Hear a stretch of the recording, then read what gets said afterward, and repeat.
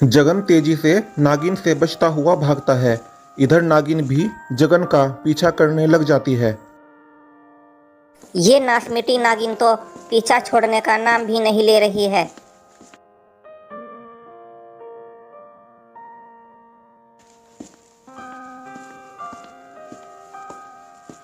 जगन तेजी से भैरवतांत्रिक के घर की तरफ चल देता है।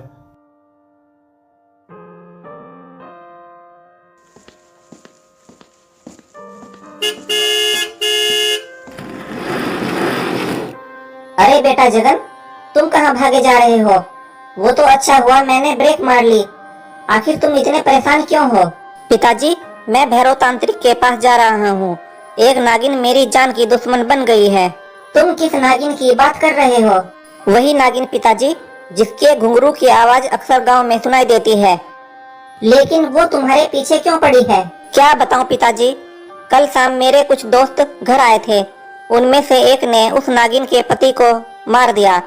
उस नागिन ने मेरे सभी दोस्तों को मार दिया है। अब वो मेरे पीछे पड़ी है। वो देखो पिताजी, आपके पीछे नागिन। पिताजी, जल्दी से यहाँ से भाग चलो।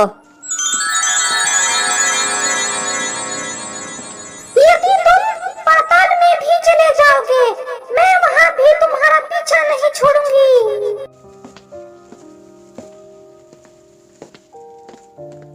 ऐ देवी, मेरे पुत्र को क्षमा कर दे। तुम्हारे पति को इसके दोस्तों ने मारा है। मेरा पुत्र बेकसूर है, इसे क्षमा करें देवी। अरे पिताजी, इससे क्षमा मांगने की कोई जरूरत नहीं है।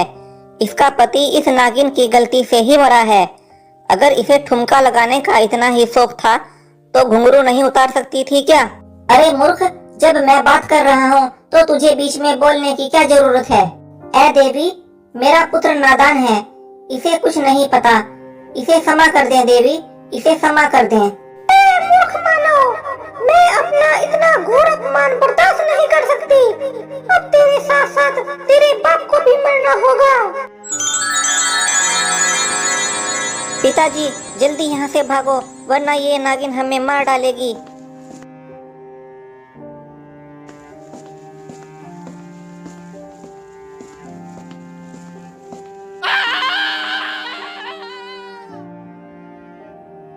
ऐ नागिन, अब देखती क्या है? जब तूने मेरे बेटे को ही मार डाला है तो मैं जीकर क्या करूँगा? मुझे भी मार दे।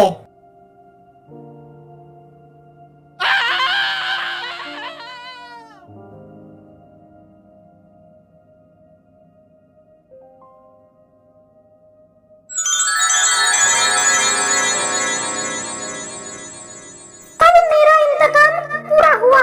मैंने अपने पति के कातिलों को एक ही दिन में मौत के घाट उतार दिया। मेरा इंतकाम पूरा हुआ।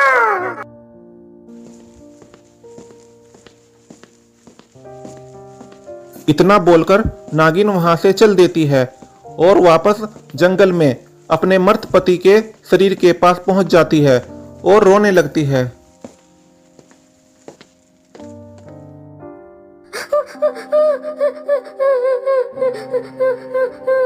एक पंडित जी इसी जंगली रास्ते से कहीं जा रहे थे कि तभी उन्हें उस नागिन के रोने की आवाज सुनाई देती है। अरे, इस सुनसान जंगल में ये रोने की आवाज किसकी हो सकती है? पंडित जी जब थोड़ा और आगे जाते हैं तो उन्हें रोती हुई नागिन दिखाई देती है। तुम कौन हो बेटी, और इस सुनसान जंगल में यहाँ बैठकर क्यों रो रही हो? बाबा, आप तो महान हैं, अंतर्यामी हैं। मेरे कष्टों का निवारण करें। मेरे पति की मृत्यु हो गई है, उसे पहले की तरह जीवित कर दें। बेटी, अगर तुम्हारा पति मर चुका है तो तुम यहाँ इस सुनसान जंगल में इस सांप के पास बैठकर क्यों रो रही हो? यही सांप मेरा पति है बाबा।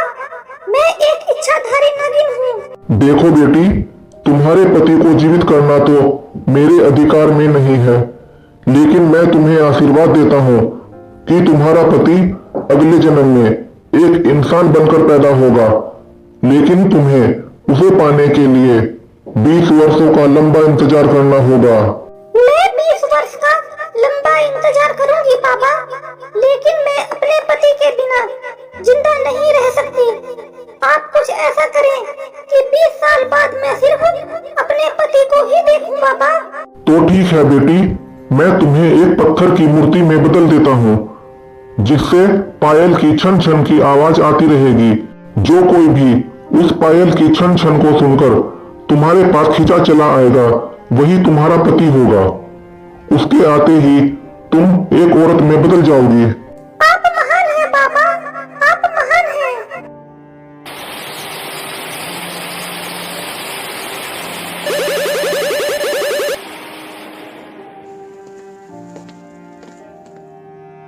और इस प्रकार नीटू बेटा हर रात को छन छन की आवाज पूरे गांव में सुनाई देती है। लेकिन नानी जी, ऐसा लगता है जैसे वो आवाज मुझे अपनी तरफ खींच रही है। देखो बेटा, वो आवाज 20 साल से लगातार आ रही है। तुम उस आवाज पर ज्यादा ध्यान ना दो।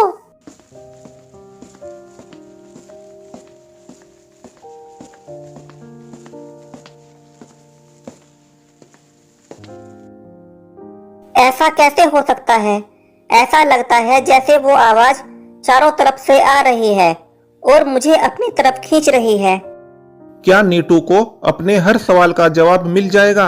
जानने के लिए देखते रहिए आपका अपना चैनल अर्थ हैप्पी जोन।